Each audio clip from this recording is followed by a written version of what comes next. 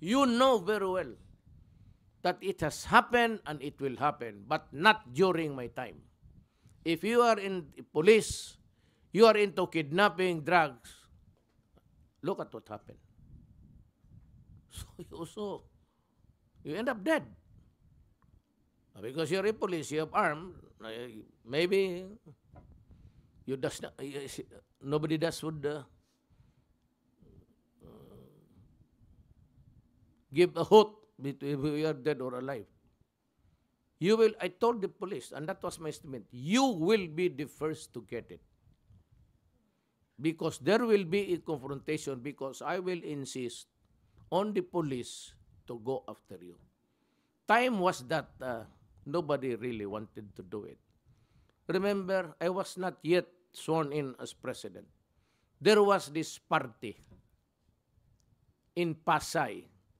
They distributed drinks that was a deadly mix of chemicals. 5 young men and women died. So nobody was really, except for the reporting, nobody was there to order. And I got mad, and I said, putang ina ninyo. You just wait if I become the president. You will prepare to move out because I will assign you to fight with the Abu Sayyaf or feed you to the mouths of Abu Sayyaf, if that is what it takes. So these officials, these LTE regulatory bodies, be prepared to be assigned in Hulo or in Basilan. I was there. So nobody moves there without a gun. And so you deserve the ambience. Enjoy the environment. You have only yourself to blame for being corrupt. I told you before, I was very emphatic. Stop your drug now. Stop corruption now, or you will suffer. Do I have to make myself more clearer with that? So the next time you find something, they're dead. And the police say that he was killed in a shootout. I'll just have to take the word for it. Anybody was not doing. I said, I'm reminding you of that Pasay incident. Before I got mad, tell me now who was operating there to solve the crime. Okay? You ask the Pasay, they say that is the jurisdiction of the narcotics. And if you ask the PDEA, they would say that it's the police there within their UR. You see how they were fucking the Filipino. Nobody would take jurisdiction, and nobody would. I said, God. Or maybe because it was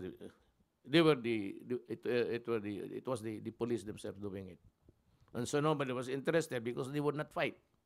If General was there, just like Luot, or how can you be effective during the time of corruption of Luot? He's a police general. He's a millionaire. He's enjoying it. He's swallowing in his filth of his riches there, and he has filed a statement of assets and liabilities, 100 million pesos. What is your business to have this 100 million pesos? Those are the declared. How about the undeclared? The liquid cash. Those stored in your basement. So, what's the use of the police? Because the police were not there.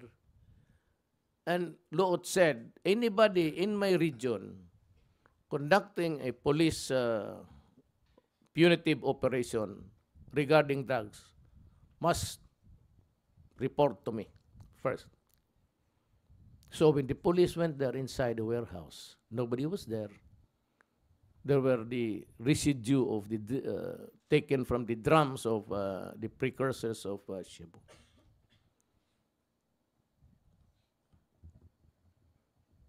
So, drugs flooded this country. And that is why we have 3 million. And that is why we have now in custody 600 million. and still wondering what to do about it. Now, there are countries offering to help, and I appreciate it. China has said, we will help. I said, thank you. And they said, just point out the place and we will help you build it. So, I told the Chinese, we will remember you for all time, for the things that you're doing for us. They were the first country to offer it, actually. Let me be very clear. They offered only the materials that we will use. Do not connect it with the other topic that we were discussing earlier. You know, sometimes journalism can take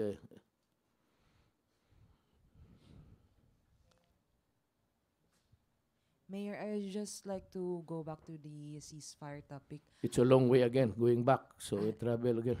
Okay. Sige, Mayor, okay. Mayor, kasi po, nag-declare na rin ang kabila, ang Red, ng ang kanilang sariling unilateral ceasefire effective today, August 21. Apo, I just want to hear a comment from it, from you It po. is not yet 21. 21 na po. Ngayon? Opo.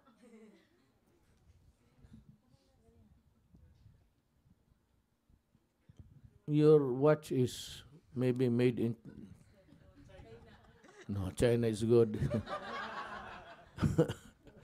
You know, maybe made somewhere in, let's put it, Africa. They have not yet mastered the art of time making. Well, I said I was the first to show good faith. I would insist that it was my only intention there. And it was reciprocated by a lot of ambuscades by the left. I really would not know whether it is true or false. I as of this time, my not mine, but the soldiers at my command actually, the soldiers are operating still in all places in the republic. I still have to, this time I will consult, I said, the military and the police. It would only be proper kasi nung nag-declare ako ng ceasefire, namatayan sila. So napahiya ako. O, sabi nyo, tignan mo, Mayor, ano ka kasi dyan. No? Tignan mo ngayon, namatayan kami. Ganon yan eh. So, it's a matter of, at the end of this story now, it's a matter of sincerity. Is it for good? Is it true?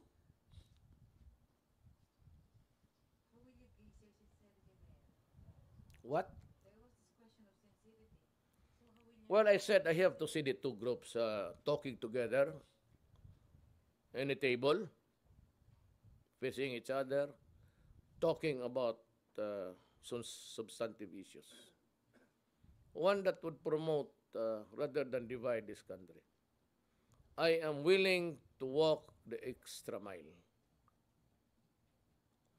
Just to, even if it's the only one that I would be able siguro to, I would be happy to retire. I will retire. I said, go ahead. I'm urging everybody, go ahead with the federal seat.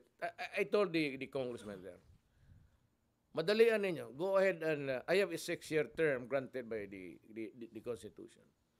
But if you can arrive at a consensus and give us a setup within 3 years of federalism, then you have to elect a president of which I would be disqualified under that. I would give way. No need to give me a transition period. After 3 years, I would be happy to retire. I said, I'm here to offer my honor, my life, and the presidency itself. I'd like to ask Marami na ngayon ang ibig na Mike, please. Mike, please. I'd like to ask if the DAPICOL has been investigated for possible